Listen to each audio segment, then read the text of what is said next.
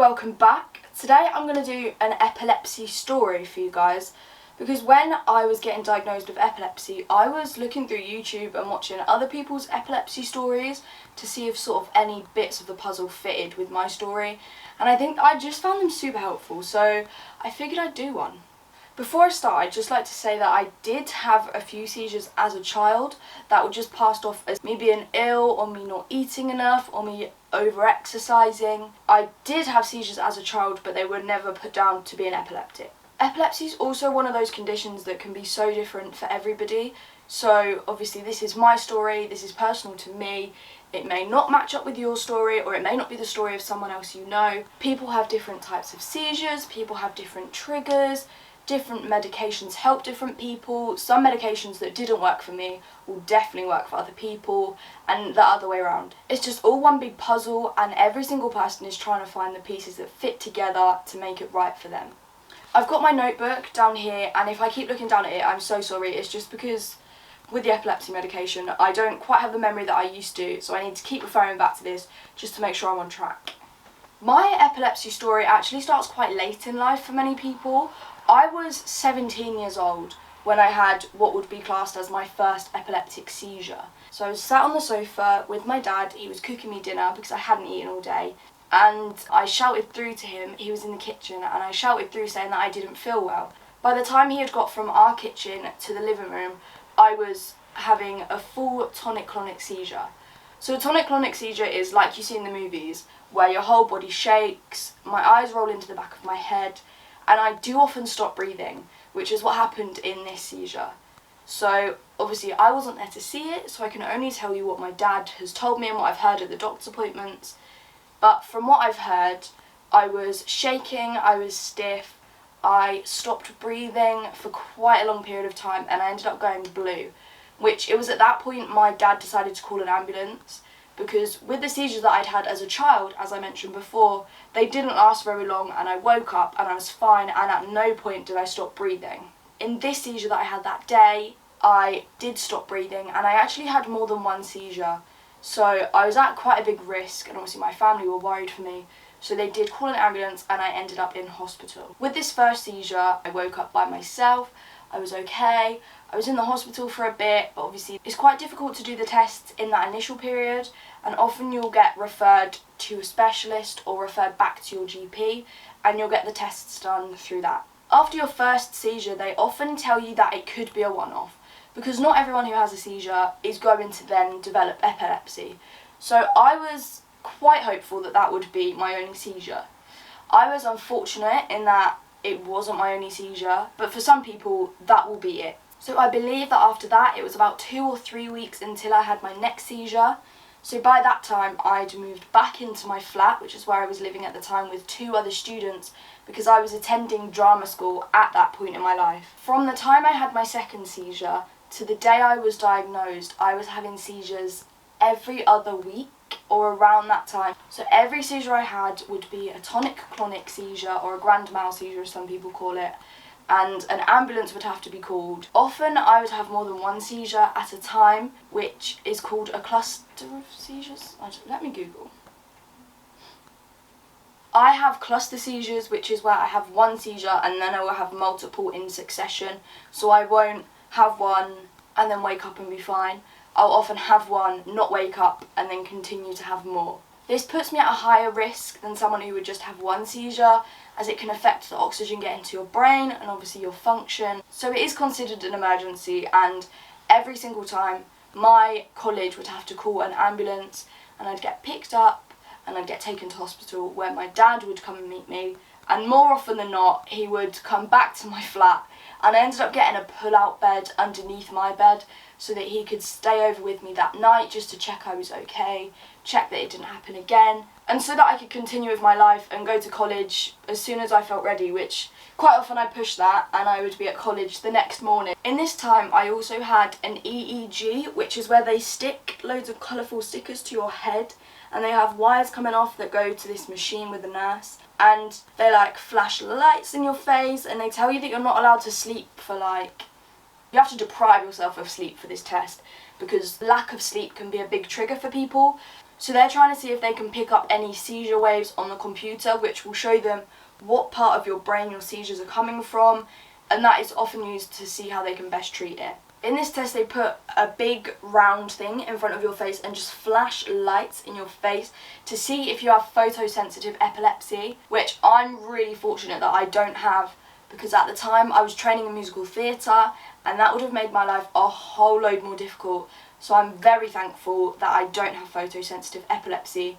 But the idea is that flashing the lights in your face will also cause a brainwave that they can read on the machine to see where your brain is malfunctioning as such. After all these tests and the amount of seizures that I was having, I got called into the specialist on my 18th birthday, which is the day that I got told that I have epilepsy. So that's not quite the way I wanted to spend my 18th birthday, but I was thankful I had my diagnosis, which meant I could move on and look at treatments for it. On that day, they started me on a medication which I would take morning and night. Now, this medication they also give to some people with mental illness, because the idea is that it calms your brainwaves down and therefore reduces your chance of having a seizure. Now, with the medication comes side effects, so there's things like you can be low in mood, it can affect your memory, you can gain weight, you can lose weight. It's just like with everything, there's so many different things that can happen. Now, unfortunately for me, the combination of having prolonged seizures and the medication has resulted in me having really poor short-term memory, hence my little book with all my information in. But there are ways around this and you learn your own coping mechanisms. And as I said before, everyone will find different side effects from different medications, and it is just finding the right medication for you. I took this first medication, which was lamotrigine. So I was on this medication for a few months, but it didn't change anything with my seizures. I was still having just as many seizures, just as frequently, and they were to the same severity. So I was ending up in hospital weekly. I was missing so much school. I actually moved back in with my parents for a bit so that they could look after me and just check everything that was going on. And I was really fortunate to have their support throughout the whole thing, and I genuinely don't know what I would have done without them. With the first medication not working, they chose to put me on a medication called Keppra or levetiracetam. I'm pretty sure that's the medical name. But they put me on that. They started me on a child's dose because I'm quite small and I'm quite skinny, so they are always careful with every medication I take. They always start me off on a child's dose, just in case. When I start taking that medication, that is at a time when I'm moving to a university course to study acting in London. So I'm moving from my flat, which was about 50 minutes away from my parents. I'm moving into a house in London with other students that is about an hour and a bit away from my parents. So it's that little bit further. So that was a worrying time for my parents, and I didn't make that easy for them at all.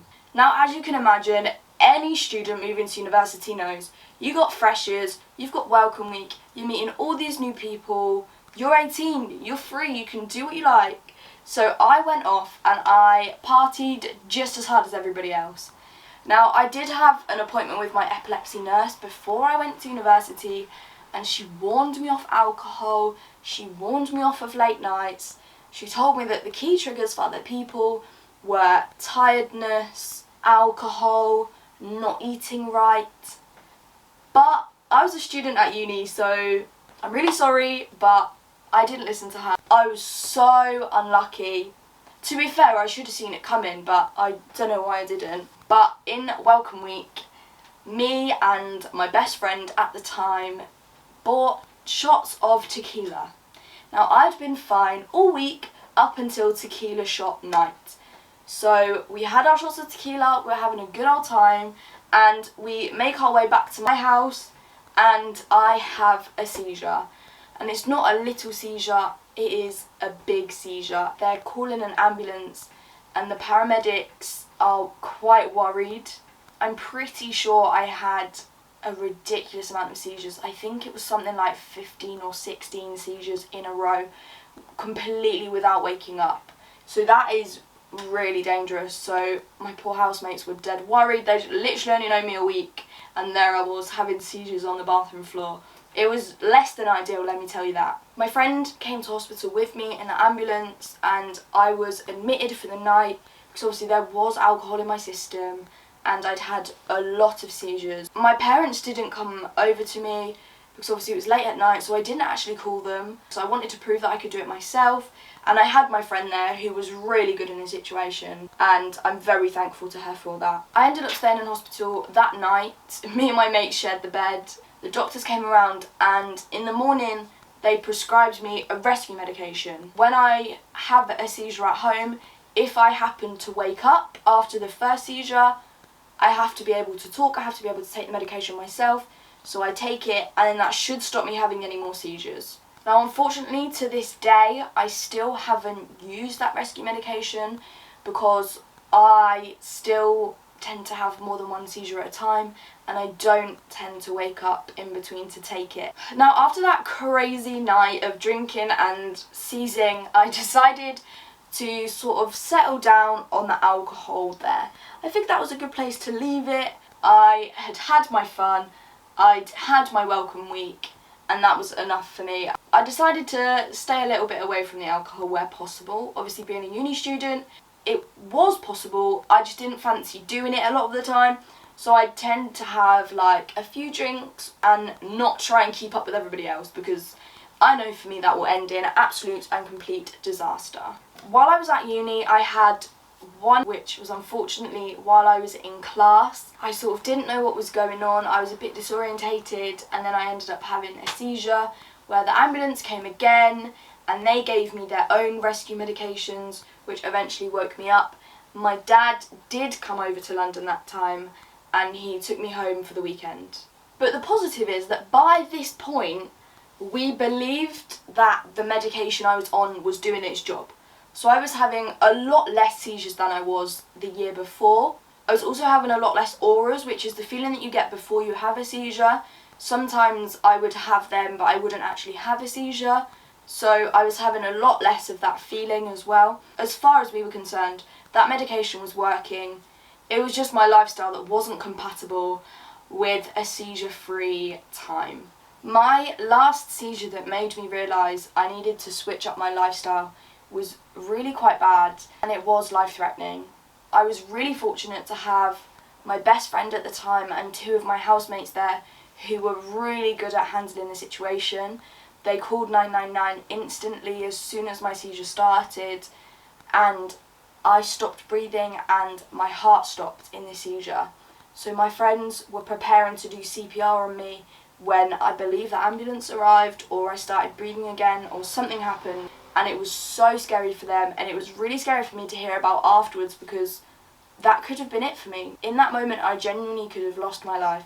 And I think that is the moment where I realised that I needed to turn this around, and I needed to take control of my lifestyle, and I needed to get seizure free. After that realisation that I had, I went home for Christmas and I made the most of it. I ate 3 meals a day. I took my medication morning and evening every single day. I had a good sleeping pattern again, which was a miracle. And I am so fortunate that today I am 8 months seizure free. I have managed to hold off on that alcohol. I've changed my lifestyle, and my epilepsy nurse is so happy and so surprised, because I posed a mild challenge to them in terms of not drinking and not overexerting myself and doing too much. So we're all really pleased, and my medication is working now, and I'm really hoping that I continue to stay seizure free. I'm doing everything in my power, but ultimately sometimes there just aren't things that you can do. Sometimes these things do just happen, and I know that if I have a seizure again, I've got the support there. I've got my epilepsy nurse, I've got my neurologist, and I've got my family, and those are the 3 most important parts to my epilepsy story, because without those 3 support systems, I wouldn't be here now at 8 months seizure free, able to give advice to other people. That is my epilepsy story. If you have any questions, please drop me a message on Instagram. My Instagram is @small_and_strong. I'll also have it linked in the description down below, because I do sometimes forget things, and I know that a lot of people have specific questions that they want to know, so please feel free to ask me anything, and I'll see you in the next video.